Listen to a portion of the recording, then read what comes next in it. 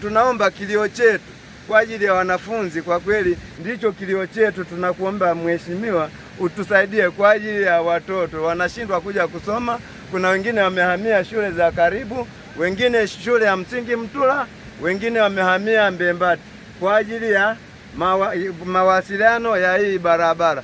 Karibu. Shida kubwa ni kwamba watoto wanashindwa kuvuka na jumla ya wananchi kutoka ng'ambo ile ya upande wa kule na upande wa huku, kwa sababu ya shida ya daraja kuzolewa na maji.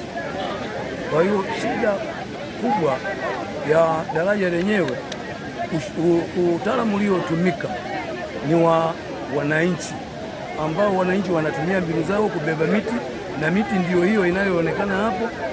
Shule zimefungwa, walimu hapa hawapo, wameenda majumbani kwao. Sasa serikali imeingia, Mama Samia ameshatoa kibali. Ninachowaomba wananchi, tutoe ushirikiano. Kandarasi, changamoto nadhani naiona, hawa watoto wengi wako huku, wanatakiwa waje wasome huku, na tusingependa tupoteze hata maisha ya mtoto mmoja kwa sababu ya kuhatarisha kutaka kuvuka. Kwa hiyo hizo siku 14 jitahidi namna utakavyofanya watu waanze kuvuka ndani ya hizo siku 14. Kwa meneja wa TARURA, hakikisha kwamba unawasimamia wakandarasi wanafanya kazi pasavyo.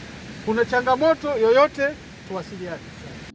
Hapa tupo daraja la Bwenda ambalo limekatika nguzo moja, na ambacho tumewaahidi wananchi leo ni kwamba ndani ya siku 18 tumeshamleta na mkandarasi, ndani ya siku 18 afanye haya marekebisho ya haraka, ili angalau sasa wanafunzi ambao wanapata shida kuvuka, na inasemekana mpaka sasa shule imefungwa, wanafunzi hawavuki. Kwa baada hapo, baada ya siku 18 mawasiliano yarejeshe ili wanafunzi waendelee kusoma kama kawaida.